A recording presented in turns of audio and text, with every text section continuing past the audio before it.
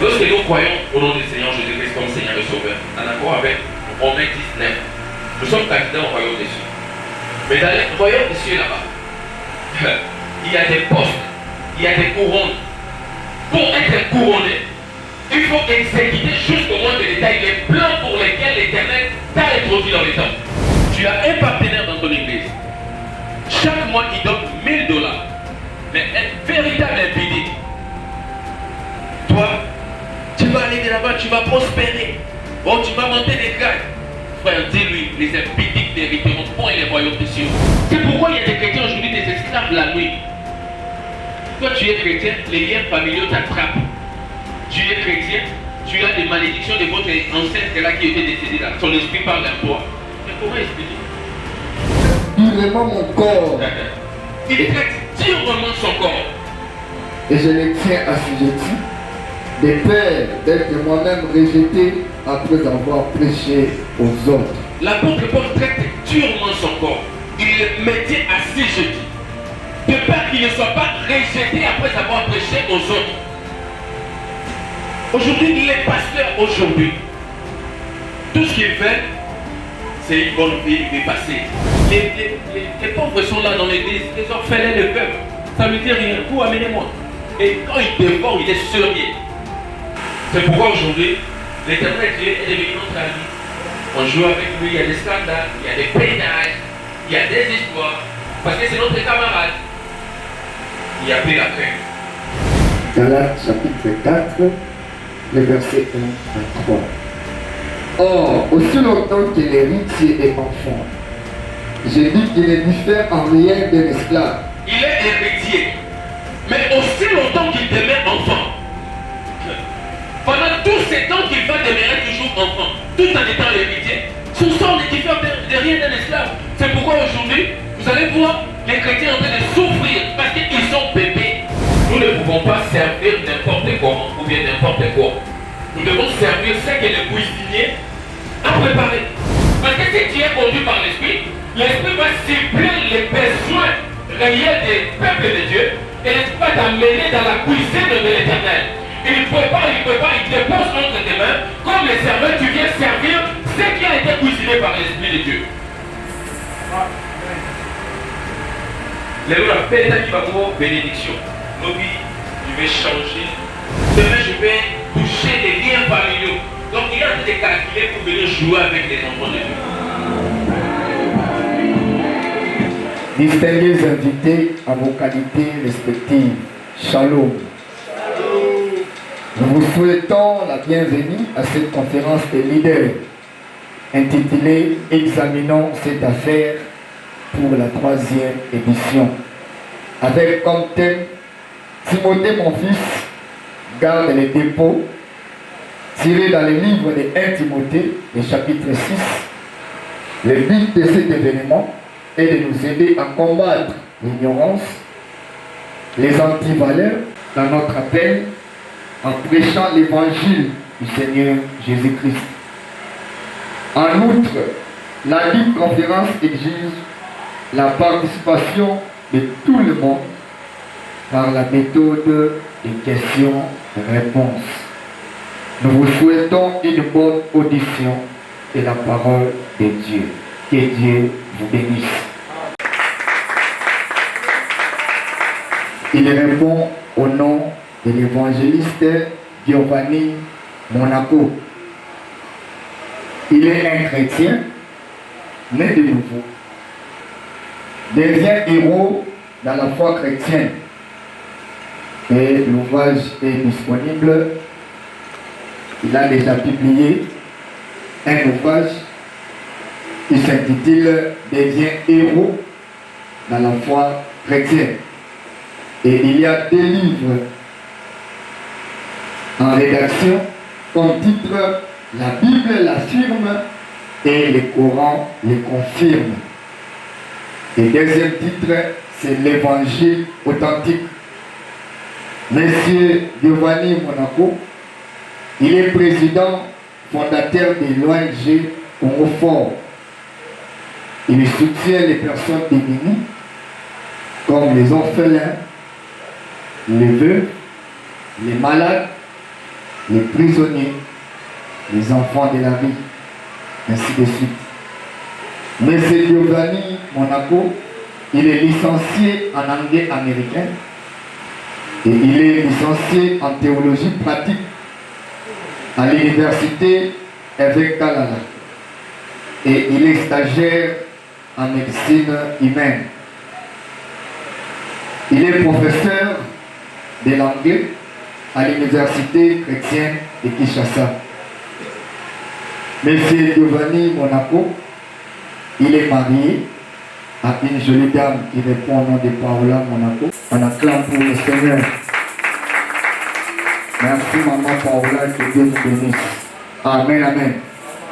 Sans plus tarder, nous voulons recevoir les conférenciers de ce matin et nous voulons l'écouter. Juste après, nous allons passer un moment de questions-réponses par rapport à l'exposé. Pendant que l'orateur de ce matin, il approche, on acclame pour le Seigneur des Seigneurs. Je dis merci à Dieu, notre Seigneur de gloire, lui qui nous a permis de se tenir debout ce matin. Et je dis merci à Madame Monaco, la femme que l'Éternel m'a donnée. Je bénis l'Éternel pour sa présence dans ma vie. Et je dis merci au pasteur Janvier, Bergeben. Je lui ai partagé la vision, compris que c'est des choses de Dieu, et puis il a accepté.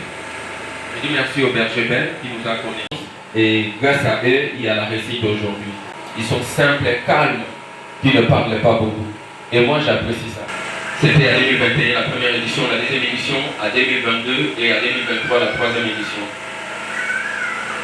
Aujourd'hui, nous allons parler des titres de notre conférence et examinons cette affaire qui est tirée du livre des Actes des Apôtres, le chapitre 15, le verset 6. La Bible nous dit, les apôtres et les anciens se réunirent pour examiner cette affaire.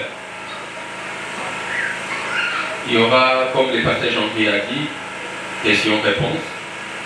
C'est pourquoi je prie aux servantes et serviteurs de l'Éternel de noter. Et puis, il y aura des questions critiques sur la conférence. Vous êtes libre de dire que ici la Bible dit ceci, pourquoi vous dites ça. Donc, vous êtes libre vraiment de participer. Examinons cette affaire tirée des Actes des Apôtres 15, 6. La Bible nous dit, les apôtres et les anciens se réunirent pour examiner cette affaire. Mais c'était quelle affaire? Parce que dans l'église primitive, il y avait un soulèvement. Les chrétiens d'origine juive voulaient que les chrétiens convertis, dont les chrétiens d'origine païenne, puissent respecter à la lettre la loi de Moïse. Alors, il y a eu un soulèvement parce que les chrétiens d'origine païenne ne connaissaient pas vraiment la profondeur de la loi de Moïse. Mais il les obligeait de respecter cette loi. Alors, est-ce que c'était important? C'est pourquoi les apôtres et les anciens se sont réunis pour examiner cette affaire et arrêter quoi adopter. Alors, notre thème d'aujourd'hui, Timothée, mon fils, garde le dépôt. Tiré du livre de 1 Timothée chapitre 6, le verset 20.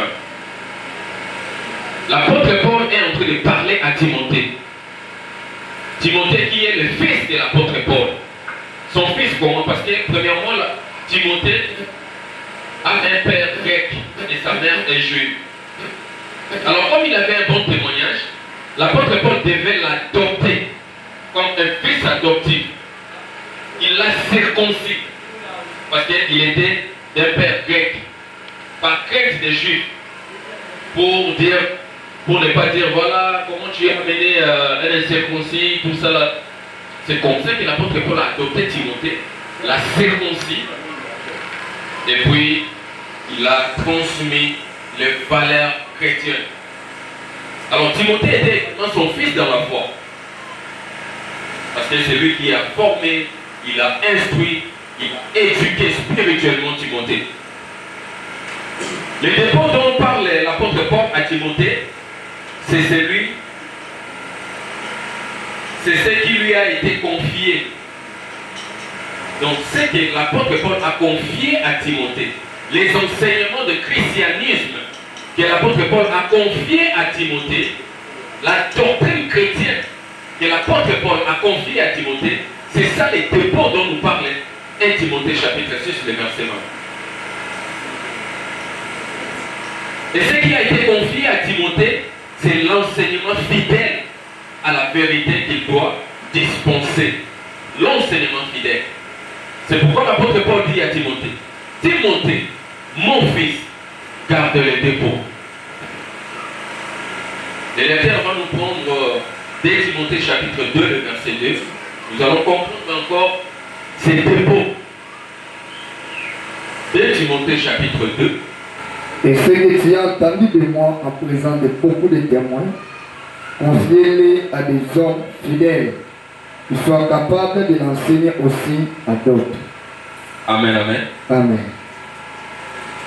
Si l'apôtre Paul parle à Timothée, il dit ce que tu as entendu de moi, en présence de beaucoup de témoins, les enseignements que tu as reçus de moi, en présence de beaucoup de témoins, confiez-les aussi à des hommes. Donc l'apôtre Paul, comme père, il transmet l'héritage qui est les valeurs spirituelles, les valeurs chrétiennes à son fils Timothée. L'héritage qui est l'enseignement, l'ensemble de l'enseignement du christianisme. Et l'apôtre Paul est en train de dire à Timothée de les garder intacts. Garder les dépôts pour Timothée, garder ce qu'il a appris de l'apôtre Paul. Et de les transmettre fidèlement, sans pour autant mettre des maquillages, sans pour autant mettre des épices, sans pour autant diluer ce qu'il a reçu de l'apôtre Paul. C'est comme ça l'apôtre Paul est en train de dire. Donc, c'est un papa jaloux qui veille à son départ, lorsqu'il ne sera pas là, que son fils ne puisse pas dérouter. Le pasteur Pierrot a été inspiré, il a touché les versets que j'aime bien. C'est par ces versets-là que le Seigneur m'a donné mandat de faire ce que je suis en train de faire aujourd'hui. Psaume chapitre 11, le verset 3. Et lorsque les fondements sont renversés, les justes, que feraient-ils? Les fondements du christianisme aujourd'hui, le diable est en train de tout faire pour les renverser.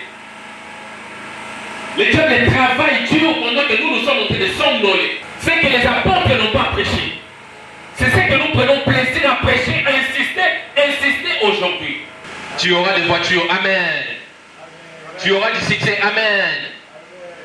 Tu vas prospérer, amen. Mais quand tu lis la Bible, le Seigneur Jésus-Christ n'a pas prononcé ces insanités. Amen. Le Seigneur Jésus-Christ et ses apôtres, ce sont des bassesses qu'ils n'ont pas touchées. Aujourd'hui, l'enseignement est assis dans les liens familiaux. C'est que le Seigneur Jésus-Christ n'a pas prêché. Les hôtels sataniques, destruction des hôtels, chapitre 2023, chapitre 3000, chapitre 4000, il continue et les gens sont en train de mourir en détruisant les hôtels dans l'église. Ils passent leur vie en détruisant des hôtels. Nous sommes en train de contempler une maison qui est en train de brûler, on ne peut rien faire. Or, les justes doivent travailler. Les justes doivent s'élever pour restaurer les fondements inversés.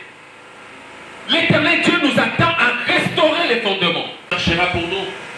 Qui enverrai-je? Parce qu'il a vu, il y a les chaos. Il a vu, il y a un ça ne va pas. Mais il doit agir. Mais pour agir, lui, il est l'Esprit l'Éternel. Il ne peut pas venir coopérer avec les hommes directement. Il faut prendre un homme qui va marcher pour nous, qui va travailler pour nous, pour restaurer les valeurs spirituelles. Aujourd'hui, la prédication, c'est la bénédiction. Et les gens disent Amen. Il a transmis le mais il n'a rien foutu. Comme disaient les bergers même dans un programme, il a dit, oh, passé. Mais les passés n'a rien foutu. En exposant ces choses aux frères, il sera un bon ministre de Jésus-Christ, nourri des paroles de la foi et de la bonne doctrine que tu as exactement suivie. La bonne parole de la foi et de la bonne doctrine que tu as exactement suivie. Donc, Timothée a suivi les enseignements de l'apôtre Paul. L'apôtre Paul insiste à ce que Timothée puisse garder ses dépôts et puis les transmettre fidèlement. Parce que le problème ne s'agit pas seulement de suivre, mais d'appliquer aussi ce que tu as suivi. Parce que si l'apôtre Paul avait gardé seulement les dépôts qu'il avait reçus du Seigneur Jésus-Christ, Timothée n'allait pas recevoir ces dépôts. Alors, l'apôtre Paul apprend à Timothée, ce que toi tu as reçu, moi je l'avais reçu du Seigneur. À mon tour, je te transmis, toi aussi à ton tour, transmets sans pour autant maquiller l'évangile.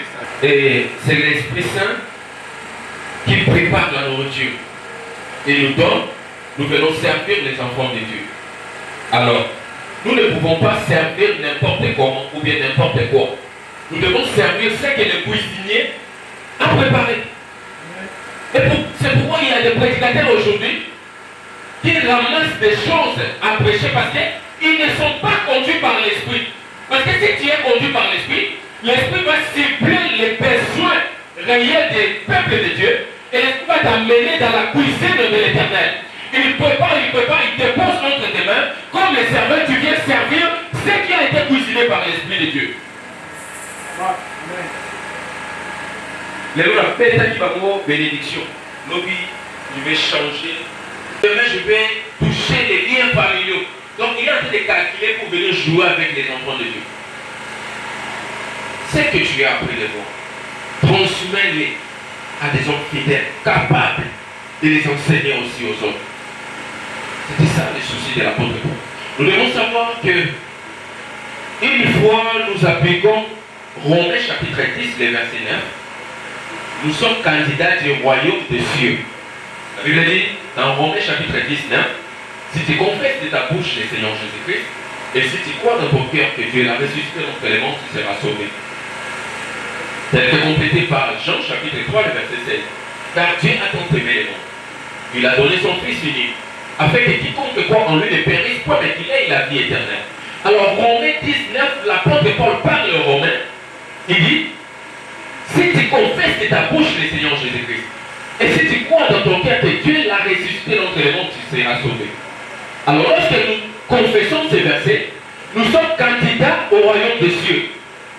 Mais pour être couronnés, il nous faut les mérites qui n'est rien d'autre que de prêcher l'évangile non dilué. Laisse-moi vous dire une vérité. Lorsque nous croyons au nom du Seigneur Jésus-Christ comme Seigneur et Sauveur, en accord avec Romains 19, nous sommes candidats au royaume des cieux. Mais dans le royaume des cieux là-bas, il y a des postes, il y a des couronnes. Pour être couronné, il faut exécuter jusqu'au moins de détail les plans pour lesquels l'Éternel t'a introduit dans les temps. Être prédicateur ne suffit pas pour être couronné. C'est pourquoi l'apôtre Paul a peur. Il a dit, moi-même je crains qu'après avoir vous prêché, je sois même moi-même rejeté. Aujourd'hui, on n'a pas ce genre de peur-là, on n'a pas cette peur-là. Je suis en train de prêcher aujourd'hui. Mais je crains que le Seigneur me dise, je ne t'ai jamais connu, retire-toi de moi. C'est pourquoi aujourd'hui, l'Éternel Dieu est devenu notre ami. On joue avec lui, il y a des scandales, il y a des pénages, il y a des histoires, parce que c'est notre camarade. Il a pris la crainte. Il a pris la crainte. Nous allons prendre 1 Corinthiens, chapitre 9, le verset 24. Chapitre 9, le verset 24 au 27e. Ne savez-vous pas que ceux qui courent dans le stade courent tous, mais qu'un seul remporte les prix? L'apôtre Paul est en train de poser la question aux Corinthiens. Ne savez-vous pas que les athlètes qui courent dans les stades, ils courent tous pour remporter les prix? Il dit courez de manière à les remporter. Le problème n'est pas seulement de courir, mais tu dois courir d'une manière à remporter les prix. Parce qu'il y a un seul qui rapporte les prix, mais qu'un seul soit toi qui dois remporter ces prix-là. Parce que tu peux courir et souffrir, mais tu n'as pas de prix. C'est pourquoi il les prix. Oui, homme de Dieu. Pour ceux qui combattent s'imposent toute espèce d'abstinence. Ceux qui combattent s'imposent toute espèce d'abstinence. Donc ils se refusent des choses. Ils s'imposent des chaînes pour ne pas toucher à d'autres choses parce qu'il y a une couronne qui sont en train d'attendre. Oui, homme de Dieu. Corruptible. Ils le font pour obtenir une couronne corruptible. Là, on parle des gens de ce monde. Mais nous, faisons-le pour une couronne incorruptible. Nous devons courir, nous devons nous battre pour une couronne incorruptible. C'est ça les soucis de l'apôtre Paul. Oui, homme de Dieu. Moi donc, je cours non pas comme à l'aventure. L'apôtre Paul dit, moi je ne suis pas en train de blaguer. Si je suis en train de prêcher l'évangile, je ne blague pas. Je suis en train de prier, je ne blague pas. J'enseigne l'évangile, je ne blague pas. Je ne frappe pas comme frappant en l'air. Je frappe non pas comme durement mon corps. Il traite durement son corps. Et je le tiens assujetti, de peur d'être moi-même rejeté après avoir prêché aux autres. L'apôtre Paul traite durement son corps. Il le mettait assujetti, de peur qu'il ne soit pas rejeté après avoir prêché aux autres. Aujourd'hui, les pasteurs aujourd'hui, tout ce qu'ils veulent, c'est une bonne vie, une vie passée. Ils cherchent ce qu'on appelle les luxes, être bien. Les pauvres sont là dans l'église, les orphelins, les veuves. Ça ne veut dire rien. Vous amenez-moi. Et quand il dévore, il est sérieux. C'est ça aujourd'hui la faiblesse de l'église. L'église primitive n'était pas comme ça. L'église aujourd'hui, je dis l'église d'aujourd'hui. La différence entre l'église primitive et l'église d'aujourd'hui, c'est ça. Dans l'église primitive, les apôtres travaillaient pour la croissance spirituelle de l'église. Ils étaient dans la formation des disciples. Dans l'église d'aujourd'hui, les pasteurs travaillent dur pour former les ignorants fanatiques. Quelqu'un 10 ans, 15 ans dans l'église, il n'a rien, absolument rien dans sa tête. Et tu as des maris de nuit comment? Tu as des femmes de nuit comment? 20 ans dans l'église, tu dors comme ça, on est en train d'accélérer tes oreilles la nuit comme une moto. Mais comment? Et à chaque fois, pasteur, pour moi, mal de tête. À chaque fois, pasteur, parce que c'est un bébé. C'est parce qu'il est bébé. Donc, nous allons prendre Galates chapitre 4, le verset 1 à 3. S'il vous plaît. Galates chapitre 4, le verset 1 à 3. Or, aussi longtemps que l'héritier est enfant, je dis qu'il ne diffère en rien d'un esclave. Il est héritier. Mais aussi longtemps qu'il demeure enfant. Pendant tous ces temps qu'il va demeurer toujours enfant, tout en étant héritier, son sort ne diffère de rien d'un esclave. C'est pourquoi aujourd'hui, vous allez voir les chrétiens en train de souffrir parce qu'ils sont bébés. Quoi qu'il en soit, le maître de tout. Il est le maître de tout, mais un bébé, on ne peut pas lui donner la responsabilité. Un bébé peut avoir une voiture, mais il ne peut pas conduire. C'est un bébé, il ne fera rien. Pour lui, c'est un jouet. Mais il est sous des tuteurs et des administrateurs jusqu'au temps marqué par les pères. De la même manière, lorsque nous étions enfants, nous étions sous l'esclavage des rudiments du monde. Amen. Le verset 4. Mais lorsque les temps ont été accomplis, Dieu a envoyé son Fils, yes, né d'une femme, né sous la loi. Amen. Amen.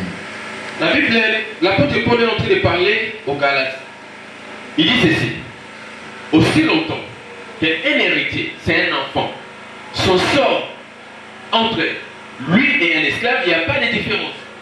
Son sort ne diffère de rien d'un esclave. Donc, il est héritier enfant, mais esclave. Il est héritier, bien sûr, mais c'est un bébé. Il est esclave. C'est pourquoi il y a des chrétiens aujourd'hui, des esclaves la nuit. Toi, tu es chrétien, les liens familiaux t'attrapent. Tu es chrétien, tu as des malédictions de votre ancêtre là qui était décédé là. Son esprit parle en toi. Mais comment expliquer? Et comment tu as sauté pour arriver à être chrétien? Et un bébé. Il diffère de rien d'un esclave. Il est L'apôtre Paul a dit, il est quoi? Il est mis sous des tutelles jusqu'au temps marqué par le Père.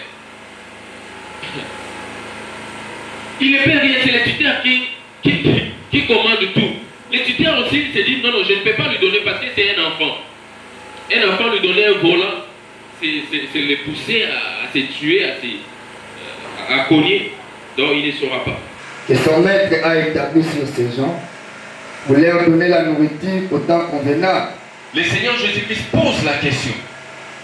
C'est qui ce serviteur-là fidèle que son maître a établi sur sa maison, qui donne, qui sert de la nourriture convenable à ses enfants. Le Seigneur Jésus-Christ cherche seulement les serviteurs fidèles. Il ne travaille pas avec des noms. Archbishop, il ne cherche pas ces noms. Révérend, il ne cherche pas des noms, des titres, non. Il cherche un serviteur fidèle qui donne la nourriture convenable à ses enfants au temps convenable. Et la nourriture convenable, ce n'est pas la destruction des hôtels. Il y a des chrétiens aujourd'hui qui souffrent de quoi corps spirituel. Parce que l'aliment qu'on lui donne, ça ne contribue à rien dans sa santé. Un enfant, tu l'achètes, un bébé, tu l'achètes les poings en un dendo. Il voit la viande, pour lui c'est bien, il aime la viande. Mais ce n'est pas son vrai besoin. Il a besoin de légumes, il a besoin de quaker, il a besoin du lait pour la croissance. Il n'a pas besoin de dindons. Mais l'enfant va te dire, moi je vais seulement les dindons là. Tu vas dire, non, ce n'est pas bien pour toi. Non, comme il est bébé, il est enfant, il va exiger les dindons. Tu as un partenaire dans ton église. Chaque mois, il donne $1000. Mais un véritable impédé. Toi, tu vas aller de l'avant, tu vas prospérer. Oh, tu vas monter des grades. Frère, dis-lui, les impidiques n'hériteront point les royaumes des cieux. S'il ne veut pas, il part avec ces $1000. L'argent, c'est l'Éternel qui donne l'argent. S'il ne veut pas, va là où on va te prêcher la prospérité. Mais ici, là, nous sommes en train de préparer un peuple à la rencontre de l'époux, à la seconde venue de l'époux. Nous ne sommes pas en train de prêcher les sentiments, nous sommes en train de prêcher la parole non diluée. Nous ne sommes pas en train de percer. L'évangile, c'est le message du salut, ce n'est pas le massage, mais c'est un message. Nous ne sommes pas en train de caresser. Nous sommes en train de traiter. Les chrétiens ont des plaies. Il faut mettre l'alcool, ça pique. Il faut. Comment on fait les termes là, médicaux là. Penser, tout ça là. Ça fait très mal. Mais c'est pour guérir. Un enfant que maman est en train de laver, en train de crier, pleurer. C'est pas que c'est pour son bien. Amen. Tu vas te marier. Ce n'est pas ce que le Seigneur Jésus-Christ a prêché. Vous les avez ramassés où? L'église du Congo, nous l'avons ramassé où? Nous les avons ramassés où? Aussi longtemps que l'héritier demeure enfant. Il est esclave. Il est esclave. Nous allons prendre Luc chapitre 9, les versets 59 à 60. Luc 9, 59 et 60. Il dit à un autre, suis-moi. Et il répondit, Seigneur, permets-moi d'aller d'abord ensevelir mon Père. Et Jésus lui dit, laisse les morts ensevelir leurs morts, et toi, va annoncer le royaume de Dieu. Amen. Le Seigneur Jésus-Christ dit à un disciple, suis-moi. Il dit, non Seigneur, mon père est décédé. Je vais d'abord aller ensevelir mon père, et je vais te suivre après. Le Seigneur Jésus-Christ dit à la personne éprouvée qui a perdu son père, imaginez-vous. Ton pasteur qui te dit, laisse les morts, enterrer les morts. C'est lui qui veut dire quoi? C'est lui qui est décédé là. Les prochains morts vont l'enterrer. Et ils sont déjà morts. Lui, il se présente comme la vie. Comme ils ne sont pas venus vers la vie, ils sont morts. Ils doivent venir vers la vie pour recevoir la vie. Amen. Il dit ceci. La personne qui est morte là va être enterrée. Mais les gens qui vont l'enterrer, ce sont des morts. Parce que nous nous étions parmi eux aussi. Nous étions morts, mais Jésus-Christ est venu nous donner la vie et une vie éternelle. C'est pourquoi il dit ceux qui ne m'ont pas suivi là, ils sont déjà morts. Laisse-les enterrer celui qui est mort sans moi, parce qu'eux aussi sont des candidats à la mort. Ils auraient mieux fait de me suivre pour avoir la vie. C'est ça l'explication de ces versets. C'est pourquoi il dit aux disciples, toi suis-moi. Il dit à l'autre, l'autre avait dit quoi? Seigneur, permets-moi d'abord de retourner à la famille, tout ça. Il a dit non, toi suis-moi. Il lui dit, prêche l'évangile. Annoncer les royaumes de Dieu. Le Seigneur Jésus-Christ nous a appelés pour annoncer les royaumes de Dieu. Il ne nous a pas appelés pour annoncer les matériels, pour annoncer les royaumes de Dieu. Le royaume des cieux, c'est quelque part, c'est un lieu tel. Comment ce royaume peut s'approcher vers nous? En d'autres termes, l'incarnation du royaume des cieux qui est Jésus-Christ prend la forme humaine. Il marche pour venir chercher les hommes. C'est pourquoi il dit, le royaume des cieux est donc approché vers vous. Il parlait du royaume des cieux comme lui-même est le royaume des cieux. Parce que si tu n'acceptes pas Jésus-Christ, tu n'es pas candidat au royaume des cieux. Pour être candidat au royaume des cieux, il faut accepter Jésus-Christ comme ton Seigneur et Sauveur. En d'autres termes, tu as accepté le royaume des cieux. Amen. Tu as accepté le royaume des cieux. Comme Dieu l'appelle. L'Éternel lui dit, j'ai besoin des tabernacles et des ustensiles. Cet homme, c'est Moïse. Nous sommes dans le livre d'Exode chapitre 25, le verset 9. Exode 25, verset 9. Vous ferez les tabernacles et tous ces ustensiles d'après les modèles que je vais te montrer. Là, c'est l'Éternel, le visionnaire. Vous savez, homme de Dieu, moi, le Seigneur m'a appelé, je suis dans la montagne de Sion. Ce n'est pas moi le visionnaire, mais je suis le porteur de la vision de Dieu. C'est l'Éternel qui est le visionnaire. Ne faisons pas les rêves de Dieu et moi je suis le visionnaire de tel ministère. Non, c'est l'Éternel qui est le visionnaire. Ce qui est devant toi, tu ne le sais pas. C'est lui qui te guide, c'est lui le vrai visionnaire. Toi, tu es juste un représentant, le porteur de cette vision-là, de cette vision qu'il t'a confiée. Mais le véritable visionnaire, c'est celui qui a la vision, qui conduit la vision, qui sait comment accomplir cette vision-là. Maintenant, l'Éternel te dit à Moïse, il dit, vous allez me faire les tabernacles et les ustensiles, selon les modèles que vous avez vus. Moïse, tu vas me faire les tabernacles, tu vas faire les ustensiles, mais pas n'importe comment. Je t'avais montré les modèles sur la montagne. Tu dois respecter les modèles, Moïse. Je t'ai établi pour me faire ça, mais tu ne vas pas les faire n'importe comment. Les plans et les modèles. Aujourd'hui, nous sommes en train de prêcher comment? Notre plan et notre modèle, c'est le Seigneur Jésus-Christ.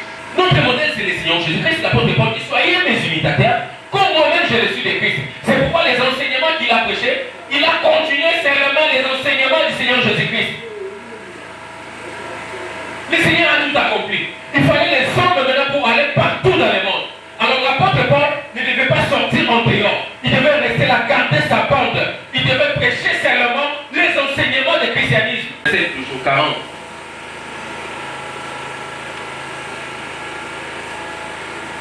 Regarde et fais d'après les modèles qui te montrent sur la montagne. Moïse, regarde et fais d'après les modèles qui t'a été montré sur la montagne. Moïse ne peut pas se permettre de faire les choses n'importe comment. Un Dieu de principe. Tu dois faire selon les modèles. Tu te rappelles quand je t'ai fait monter sur la montagne. Ce que je t'avais montré là, c'est les modèles et les plans. Mais les tabernacles que tu vas me construire, sur les modèles et les plans que tu as vu sur la montagne. Pasteur, prêchons selon les modèles, selon les plans du Seigneur Jésus-Christ. La Bible dit, nous sommes édifiés sur le fondement des apôtres et des prophètes. Et le Seigneur Jésus-Christ lui-même étant la pierre angulaire. C'est là où nous sommes. Nous ne sommes pas dans d'autres choses. Nous ne sommes pas dans des hérésies. Vous savez, j'aime bien nos amis, les anglophones, les Nigériens, les Sud-Africains, tout ça là. Mais laisse-moi vous dire, ce sont eux aussi qui nous ont emmené n'importe quoi dans l'évangile du Congo. Power, receive. Des choses qu'ils ont ramassées. Et au Congo, on accepte tout. Le Congo est devenu comme une poubelle. Tu viens avec ta doctrine, on accepte. tu viens avec ceci, on accepte. On ne vérifie pas pour dire, est-ce que ce qu'il est en train de prêcher là, c'est vraiment la parole? Non. Ça ne nous regarde même pas. Même dans nos églises, il y a même des chrétiens qui n'ont même pas la Bible. Ils n'ont pas ça. Il n'y a pas d'enseignement dans l'église. Or, c'est l'enseignement qui fait qu'un homme de Dieu puisse faire des disciples. Vous savez, la grandeur d'un homme de Dieu n'est pas ce qu'il a comme matériel. Ce n'est pas la grande église, là, il y a beaucoup de membres. Non. La grandeur d'un homme de Dieu, c'est sa manière dont il est en train de multiplier les disciples dans son ministère. Il est en train de faire des disciples parce que c'est ça la mission. Le Seigneur a dit, allez par tout le monde et faire de toutes les nations des disciples.